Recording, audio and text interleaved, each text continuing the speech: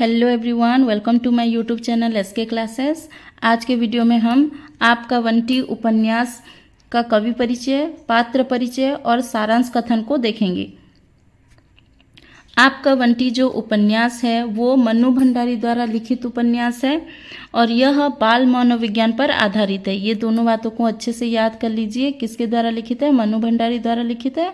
और ये किस प्रकार का उपन्यास है? एक बाल मनोविज्ञान पर आधारित उपन्यास है। कई बार इसकी विधा पूछी जाती है, तो आपका बंटी की विधा जो है वो उपन्यास है, यानी आपका बंटी एक उपन्यास है। इस उपन्यास में पति पत्नी के बीच खिंचाव या तलाक के कारण बच्चों पर इसका क्या प्रभाव पड़ता है, इसको बताया गया है। स्टोरी में आगे हम देखेंगे कि पति पत्नी कौन है, अजय और शकुन है, और उनका जो बच्चा बंटी, उसके ऊपर तलाक का क्या प्रभाव पड़ता है। जब दोनों के बीच तलाक हो जाती है तो बंटी का क्या हालत होता है, उसको इस उपन्यास में बताया गया है। इस उपन्यास का मुख्य पात्र बंटी है, जो शकुन और अजय का बेटा है, और इस उपन्यास कुल 16 भाग में है। इस उपन्यास को 1970 में लिखा गया था और इसका प्रकाशन हुआ था 1971 में। देखो, यहाँ पे दो तरह के प्रश्न आ सकते हैं। प्रकाशन वर्ष कौन सा है? 1971। और कब लिखा गया था? मन्नू भंडारी ने इसको कब लिखा था? 1970 में। उपन्यास का उद्देश्य है, आपका बंटी उपन्यास बाल मनोविज्ञान पर आधारित उपन्यास है। इस उपन्यास का मुख्य उद्देश्य है बच्चों के मनोदशा को समझना, तलाकशुदा दंपत्ति के तनावपूर्ण रिश्ते के कारण बच्चों पर इसका क्या दुष्प्रभाव होता है उसको दिखाना। इस उपन्यास के मुख्य पात्र है बंटी, और उसका बंटी का पूरा नाम है अरूप बत्रा। उसके जीवन में जो भी परिवर्तन आए हैं उन सबको इसमें दिखाया गया है। आगे लेखिका मन्नू भंडारी का जो जीवन परिचय है उसको देख लेते हैं, क्योंकि कवि परिचय से भी प्रश्न आ सकते हैं, तो उनका कवि परिचय देख लेते हैं। मन्नू भंडारी का जन्म जो है 3 अप्रैल 1931 में भानपुर गांव में हुआ था। उनके पिता सुख संपत राय थे, और जो मन्नू भंडारी के जो लेखकीय गुण हैं वो अपने पिता से ही आए थे। उन्होंने बचपन से ही अपने पिता को देखकर लिखना शुरू कर दिया था, और वो एक लेखिका के साथ साथ अध्यापिका भी थी, और उन्होंने दिल्ली विश्वविद्यालय के मिरांडा हाउस में हिंदी का अध्यापन भी किया था। उनके मुख्य उपन्यास में से अब जो मोस्ट इम्पोर्टेंट आपको याद रखना है वो है आपका बंटी, जो हमारे सिलेबस में भी है। उसके अलावा महाभोज, ये आपको बहुत ही याद करना होगा। आपका बंटी, महाभोज, 1 इंच मुस्कान, स्वामी और कलवा, ये 5 उपन्यास जो हैं आप उसको याद करके रखिए। आपका बंटी, महाभोज, 1 इंच मुस्कान, स्वामी और कलवा, ये उनके मुख्य 5 चर्चित उपन्यास हैं। इसके अलावा उनका कहानी संग्रह है 1 प्लेट सैलाब, मैं हार गई, 3 निगाहों की एक तस्वीर, यह सच है, और उनकी एक आत्मकथात्मक पुस्तक है जिसका नाम है लेखकीय आत्मकथा। उनको व्यास सम्मान, शिखर सम्मान, शब्द साधक शिखर सम्मान पुरस्कार से नवाजा गया है। उनका देहांत हुआ था 15 नवंबर 1921 को। आगे देखते हैं आपका बंटी उपन्यास का सारांश। ये बहुत ही शॉर्टकट में स्टोरी की तरह है। इसको अगर आप डिटेल्स में पढ़ना चाहते हैं तो कमेंट कीजिए। एक एक जो 16 पार्ट्स हैं इसको एक एक पार्ट्स को मैं आपको पढ़ाऊंगी, अगर कमेंट करना, अगर एक एक को अलग से पढ़ाना होगा तो। चलिए देखते हैं आपका बंटी उपन्यास का सारांश। मन्नू भंडारी द्वारा रचित आपका बंटी उपन्यास बाल मनोविज्ञान पर आधारित उपन्यास है। इसका मुख्य पात्र बंटी है। अन्य पात्र के रूप में शकुन, अजय, मिस्टर जोशी, मीरा, फूफी, वकील चाचा, अनी, जोत, टीटू और अन्य छोटे मोटे पात्र दिखाए गए हैं इसमें। तो एक बार सबका परिचय ले लेते हैं। शकुन जो है वो बंटी की माँ है, एक मॉडर्न ख्यालों वाली महिला है, एक कॉलेज की प्रिंसिपल है, और वो जब बंटी छोटा था तब अजय से अलग हो चुकी थी और अकेले रहती थी। बंटी के साथ वो रहती थी। बाद में वो दूसरी शादी करती है डॉक्टर जोशी से, जिसको यहाँ पे हम मिस्टर जोशी भी कह सकते हैं। आगे देखते हैं अजय। अजय जो है, अजय बत्रा उसका पूरा नाम है। अजय बंटी के पिता हैं और उन्होंने भी दूसरी शादी कर ली थी। पहले अजय दूसरी शादी करते हैं, उसके बाद शकुन करती है। अजय मीरा नाम की एक लड़की से दूसरी शादी करती है और उनका एक बेटा भी होता है और अजय कलकत्ता में रहता है। नेक्स्ट है मिस्टर जोशी। मिस्टर जोशी जो हैं डॉक्टर हैं, डॉक्टर जोशी। और जब बंटी की तबीयत खराब थी तब डॉक्टर जोशी शकुन के यहाँ आए थे डॉक्टर उनका इलाज करने के लिए, वहीं से इनका परिचय हुआ था और बाद में शकुन के साथ इनका विवाह होता है। इनके 2 बच्चे हैं, अनी और जोत। नेक्स्ट है मीरा। मीरा जो है अजय की दूसरी पत्नी है। अगला है फूफी।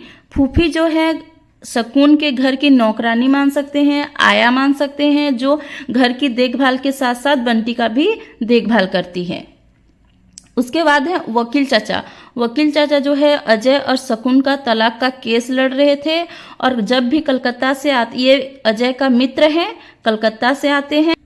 जब भी कलकत्ता से आते थे अजय उनके हाथों बंटी के लिए खिलौना भेजते थे। अनी मिस्टर जोशी के बेटे हैं और जोत उनकी बेटी है। टीटू बंटी का दोस्त है। आगे देखते हैं। इस उपन्यास के प्रमुख पात्र बंटी जो अजय और शकुन का बेटा है, उसका माता पिता के अलग होने के बाद की स्थिति को दिखाया गया है। अजय और शकुन का तलाक होने के बाद अजय कोलकाता चला जाता है और मीरा से विवाह कर लेता है। उनका एक बेटा भी है जिसका नाम चीनू है और ये बहुत छोटा है। ठीक है। बंटी की माँ शकुन नए ख्यालों वाली महिला है। वह कॉलेज की प्रिंसिपल है। कॉलेज के दिए हुए बंगले पर शकुन, बंटी और फूफी रहते थे। शकुन कॉलेज चले जाने के बाद फूफी जो घर की नौकरानी है और हम यहाँ पे आया भी कह सकते हैं, वह बंटी की देखभाल करती है। कभी कभी बंटी अपनी माँ की कॉलेज जाता था तो उसको सब प्यार करते थे, मगर वह केवल दीपा आंटी को पसंद करता था। दीपा आंटी बड़े प्यार से बंटी से बात करते थे। ठीक है। और यहाँ पे बंटी को अपनी माँ की जो कॉलेज है वहाँ पे जाना बिल्कुल अच्छा नहीं लगता था, क्योंकि वहाँ पे वो ऐसा लगता था कि उसकी माँ बदल जाती है, एक मुखौटा लिए, एक नए चेहरे लिए वो वहाँ पे सख्त हो जाती है, माँ नहीं रहती, इसीलिए उसको कॉलेज जाना बिल्कुल पसंद नहीं था। आगे देखते हैं। शकुन के घर कभी कभी वकील चाचा, जो कि हम पहले भी पात्र परिचय में देख चुके हैं कि वकील चाचा जो हैं, जो अजय का मित्र हैं और इन दोनों का जो तलाक का केस है वो लड़ रहे थे, तो कभी कभी तलाक के सिलसिले में आना जाना रहता था उनका। ठीक है। तो वो कलकत्ता से आते थे और अजय उनके हाथों बंटी के लिए खिलौना भेजते थे। वकील चाचा शकुन और अजय का तलाक का मुकदमा लड़ रहे थे। अजय कभी कभी कोलकाता आते तो बंटी के लिए खिलौना लाते और उसके साथ घूमने जाते। देखो, बचपन से ही बंटी जो है माँ के साथ रहा है। कभी कभी उनके पिता जब आते थे तो वो अपने पिताजी के साथ वक्त बिताता था, लेकिन वो चाहता तो था कि माँ और पापा के बीच में जो भी वो सोच रहा था कि उनके बीच लड़ाई हुई है तो वो लड़ाई खत्म हो जाए, दोनों साथ में रहने लगे, क्योंकि उसको अपनी मम्मी और पापा दोनों के साथ रहना था। लेकिन तलाक का मतलब उसको नहीं पता था। लेकिन बाद में टीटू जो है वो बताता है कि तलाक का मतलब अलग होना है, मम्मी पापा की लड़ाई को तलाक कहते हैं, ये सब टीटू बताता है। तो बंटी को ये नहीं पता था कि उसका माँ पापा का तलाक हो रहा है। ठीक है। तो जब भी उसके पिता आते थे और उसको घुमाने लेके जाते थे, उसको बड़ा अच्छा लगता था। बंटी को अपने पिता की याद आती थी, मगर माँ के कारण वह कुछ नहीं कह पाता था। जब एक बार अजय आए तो वह सर्किट हाउस में ठहरे थे और बंटी को भी बुलाया उसके साथ वक्त बिताने के लिए, और वो दोनों घूमने लगे। ठीक है। और घूमते घूमते बहुत देर हो गई तो शकुन नाराज हो जाती है और उसके बाद बंटी को छोड़ने अजय को शकुन के घर आना पड़ता है। लेकिन वह वहां से वो बंटी तो चाहता था कि अपने पिता को रोकना चाहता था वो, लेकिन वो चले जाते हैं। बाद में शकुन भी क्या करती है, आगे बढ़ती है। तलाक होने के बाद आगे बढ़ जाती है और 2 बच्चों के पिता डॉक्टर जोशी से दूसरी शादी कर लेते हैं। और ये इस बात से जब दूसरी शादी करते हैं और डॉक्टर जोशी के यहाँ रहने का फैसला करते हैं तो फूफी जो है वो नाराज हो जाती है और इस बात को लेकर वो क्या करती हैं, हरिद्वार चली जाती है। क्योंकि उसके बाद जब फूफी के चले जाने के बाद बंटी अपने आप को और भी अकेला महसूस करने लगता है।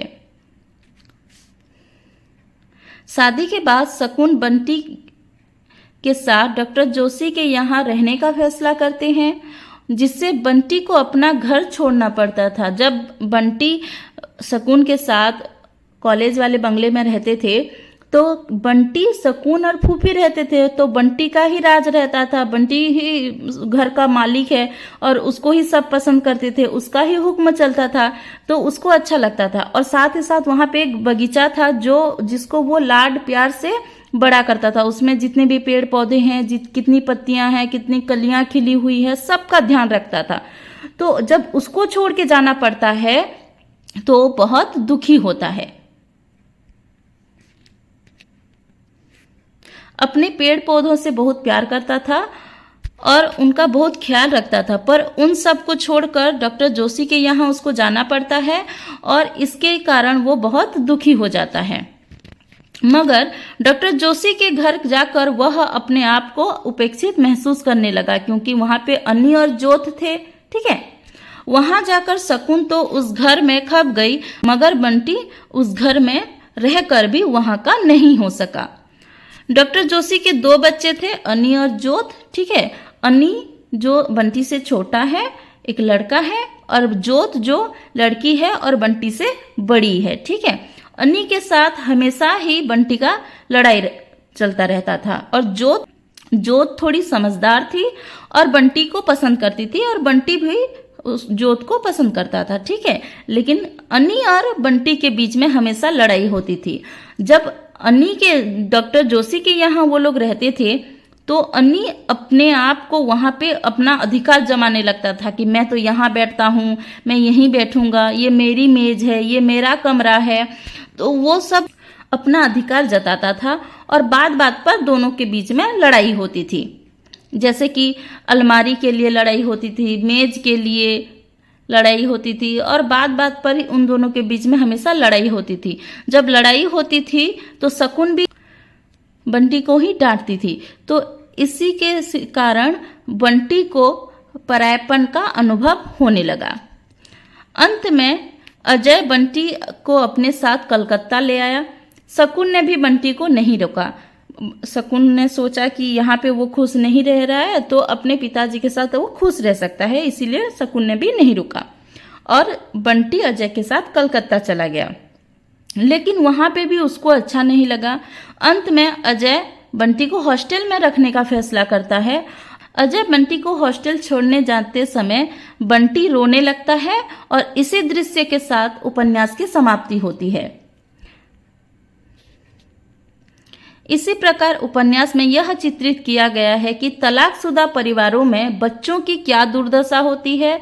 वह अपने आप को उपेक्षित महसूस करने लगते हैं, उनमें द्रोह की भावना उठने लगती है और परिवार से अपने आप को अलग समझने लगते हैं। इस उपन्यास में कौन उपेक्षित महसूस करने लगता है? इस उपन्यास में बंटी अपने आप को उपेक्षित महसूस करने लगता है। और ये था आपका बंटी उपन्यास का सारांश, बहुत ही शॉर्टकट में। और इसका जो क्वेश्चन आंसर वीडियो है, एक तो बहुत पहले ही अपलोड हो चुका है और एक नया वीडियो मैं अपलोड करने वाली हूँ क्वेश्चन आंसर का वीडियो, तो उसको देखने के लिए चैनल को सब्सक्राइब कर लीजिए। अगर आपको ये PDF चाहिए तो मेरे टेलीग्राम ग्रुप में ज्वाइन कीजिए, उसको मैं ये PDF में अपलोड कर दूंगी। वीडियो पसंद आया होगा तो वीडियो को लाइक कीजिए, चैनल पे नए हैं तो चैनल को सब्सक्राइब कीजिए। मिलते हैं एक नए वीडियो में, धन्यवाद।